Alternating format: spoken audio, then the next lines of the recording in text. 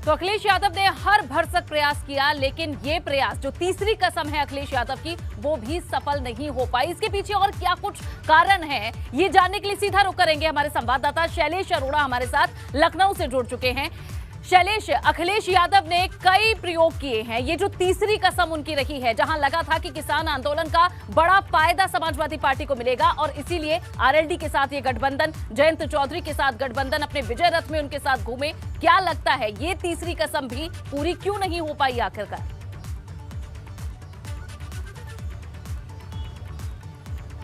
देखिए, कहीं ना कहीं अगर बात करें अखिलेश यादव की तीसरी कसम का जब हम जिक्र करते हैं तो पश्चिमी यूपी की जब बात करेंगे तो वहां पर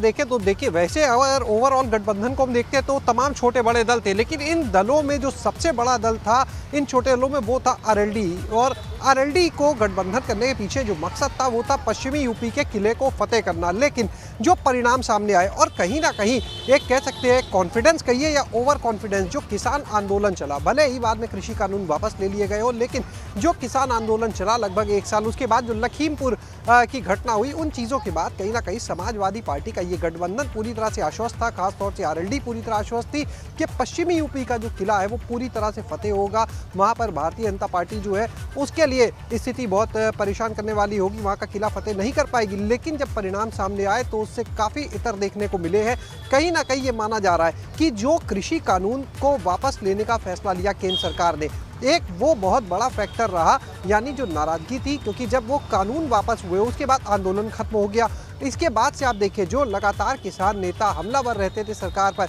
उनका रुख भी बदला सा दिखने लगा। तमाम बार राकेश टिकैत जरूर अपने बयान देते थे, लेकिन वो धार नजर नहीं आती थी उसके बाद। तो कहीं ना कहीं ये आप मान सकते हैं कि कृषि कानून वापस लेने की वजह से भी जो वहाँ की हवा पलटी पश्चिमी यूपी की, उसने अखिलेश की इस तीसरी कसम को पूरा होने से रोक दिया। दूसरी चीज, जो गठबंधन से उम्मीद की गई थी वो गठबंधन कोई बहुत खास चमत्कार वहाँ पर नहीं दिखा पाया। जो उम्मीदें थी जिस तरह से कि वो पर्टिकुलर जैसे जाट वोट की बात करते हैं, आरएलडी का गठबंधन यानी जाट वोट क्योंकि सबसे ज्यादा वहाँ पर है उसको अपनी तरफ लाने की कोशिश थी, लेकिन जाट वोट भी ऐसा लगता है इन परिणामों से कि पूरी तरह से यहाँ नहीं है। और जाटलैंड जो था वहाँ पर भी भारतीय जनता पार्टी का तमाम जगह पर कमल खिला और जैसे परिणाम की उम्मीद अखिलेश यादव ने की थी, सपा के इस गठबंधन ने की थी, वो वहाँ पर देखने को नहीं मिल पाए। तो अब अगर बात करते हैं, देखिए जिस तरह से हमने कहा कृषि कानून वापस लेने की बात, उसके बाद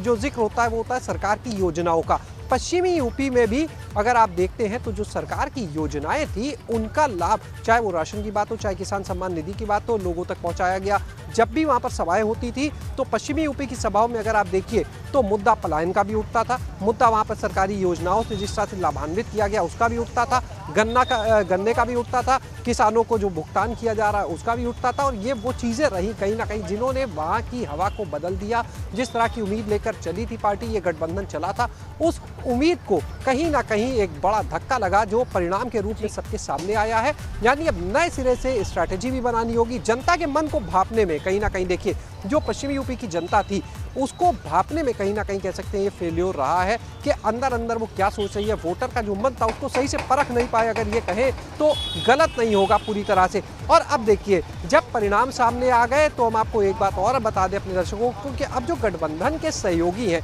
उनमें भी कहीं ना कहीं हल्की सी खटपट से एहसास होने लगा है, दूसरों पर ठीकरा फोड़ने की भी कोशिश होने लगी है। और आज अगर हम बात करते हैं तो परिणाम आने के बाद आज जो दिन है उसमें अखिलेश यादव जब पार्टी कार्यालय पर आए तो यहाँ पर उन्होंने अपने 3 जो सहयोगी दल हैं उनके अध्यक्ष को यहाँ पर बुलाकर उनके साथ मुलाकात की, इन रिजल्ट्स के ऊपर मंथन किया। जयंत चौधरी की बात करें तो वो यहाँ पर नहीं आए, लेकिन जो हमारी जानकारी है फ़ोन पर उनसे पूरी वार्ता हुई, इन परिणामों को लेकर कड़ी हो गई थी। उसके बाद लगातार संपर्क में है, क्योंकि